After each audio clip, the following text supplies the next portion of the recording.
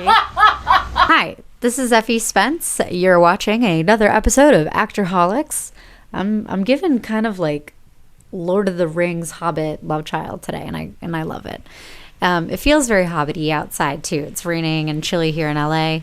It's a solstice, so lots of solstice winter celebrations. Anyway, today we're going to be talking about online casting and finding acting jobs. One of the ones that I use the most is called Actors Access. And there you can have your resume, you can put a show reel, you can put your voice demos, you can put anything that you need to get hired, your photos. And I have definitely gotten the most auditions off of Actors Access. So I wanted to recommend that one out the gate. And it can get a little expensive, so just be warned. But when it comes to investing in your career, a hiccup that I'm not interested in doing anymore is not spending the extra money on having the right package together. So what do I mean by that? With Actors Access, in order to upload reels, photos, voiceover demos, etc., you need to pay for each of those. So for a very long time, I just didn't want to pay the $22 a minute for a show reel, so I just had nothing. And I still booked, I still got auditions and stuff. Like I said, that headshot's really important, so my headshot was strong enough and working for me. But it really just shoots yourself in the foot if you don't have every tool at your disposal for casting, and you want to make it easy for casting to want to bring you in. So that means that you have a demo reel, you have honestly get a voiceover reel, a special skills reel. So if you're really, really good at rock climbing or yoga, or you speak another language, have a special skills reel and have your headshots and your resume all up to date and lovely. You don't need an agent to sign up. There is a different tier to it with Breakdown Express or Breakdown Services that is kind of the umbrella part of that company that you do need to have an agent or manager for, and those are different roles that unfortunately actors don't have just free access to. So you would need an agent in that case, but for Actors Access, you can just sign up.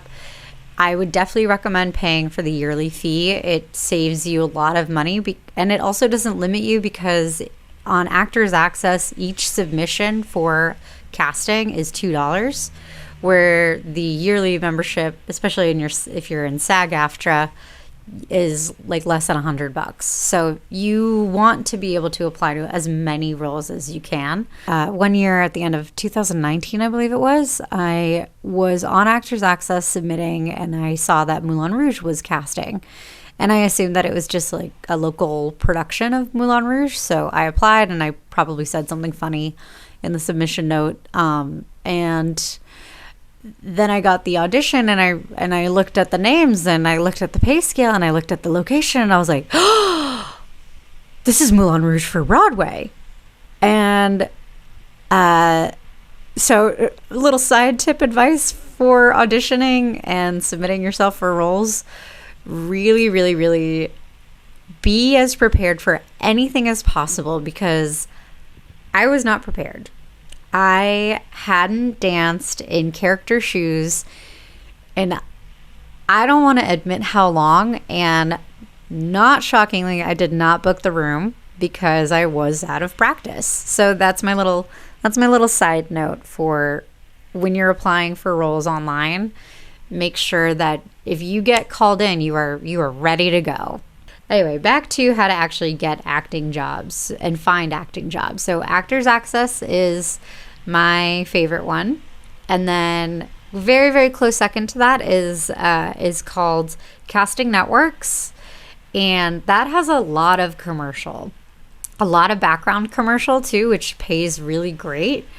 And we will talk more in depth about background work in general. I'll mention it a little bit in this episode, but we'll be talking about background etiquette in the next episode, because it's really important, how to behave on set. So Casting Networks is a big one. One that I've used in the past is called Backstage.com. This is more of a great resource when you're starting out as an actor for what is this industry about. So they have a lot of really useful articles, so I recommend using Backstage to educate yourself, but not necessarily to book jobs. I don't think I've ever booked a job through Backstage. Or if I did, it was, to be frank, like a weird photography job that I didn't feel safe doing. So, not that there's not roles on there. I've personally never booked, so I don't 100% recommend spending your money on that one. If you're going to spend money on getting a subscription for acting, websites get Actors Access and casting networks, and I almost said Central Casting because that's the next one that I'm going to talk about, for background acting. So a lot of people are resistant to background acting because they don't have lines and they don't get to practice their craft and stuff, but I think it is such an amazing opportunity to just be on set and talk to the right people. And like I said, we're going to talk more in depth about how to behave on set and how to kind of increase your chances politely of maybe being called back for something else like I was. So anyway, so with Central Casting, you used to have to go wake up at 5 a.m. and line up in Burbank to sign up in person, and you were never guaranteed a spot because there's only 50 seats and there's 50 million actors. So I think you can just do it online now, if I'm not mistaken. And if I am, then get up early, go do it. It's definitely worth it. So the other way to book jobs as an actor is in student films. So this is typically not paid. One of the schools that does pay pretty consistently, especially if you are in SAG, you might only be able to audition for them if you're SAG because they're affiliated, but that is the American Film Institute, or AFI.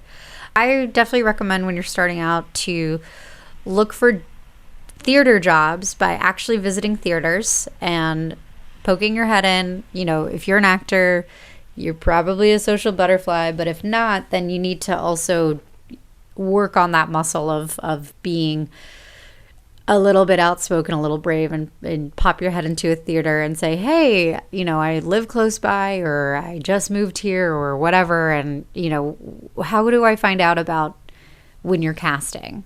So that you can start getting into the theater. And then if you're student age, then hopefully you're already kind of connected to the different departments and the different study.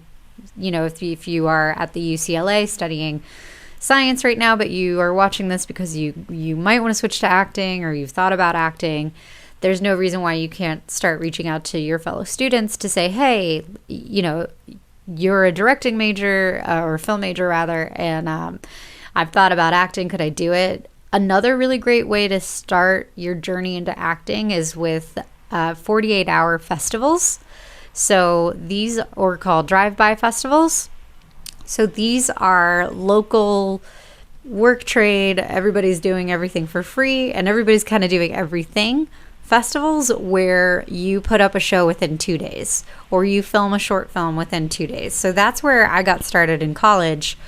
I reached out to, local student filmmakers, and then I found out about the festival. And the best way to get jobs, honestly, is the people who you know, and to give yourself the job. So if you are on Actors Access and you have no resume because you've never worked acting before, the way to get started is with yourself. So getting your phone, we all have one, getting a mic. This was like $120 or something like that. Really, really useful.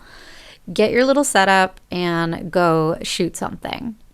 Just play until you have enough kind of rings on the board that you can then have a fuller package when you're submitting yourself for auditions. I think that's it. So in summation, if you can't afford the casting sites yet, or you don't have enough of a resume to make it really worth your while, start local, start small, start with students, start with local theaters, start with yourself, and then build your way up to getting some cool gigs on Actors Access and getting practice on set with central casting and working backstage as a background actor, and not backstage.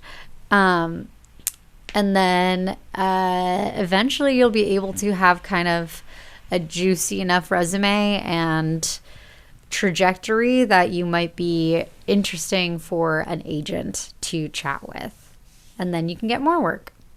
Yay! Work begets work. Both theatrical, there's some commercial, but there are also really great theater auditions. So as a new person to acting, if you are watching this channel because you're new or you've thought about acting, but it's never been the right time type thing, I 110 million% recommend you begin in the theater.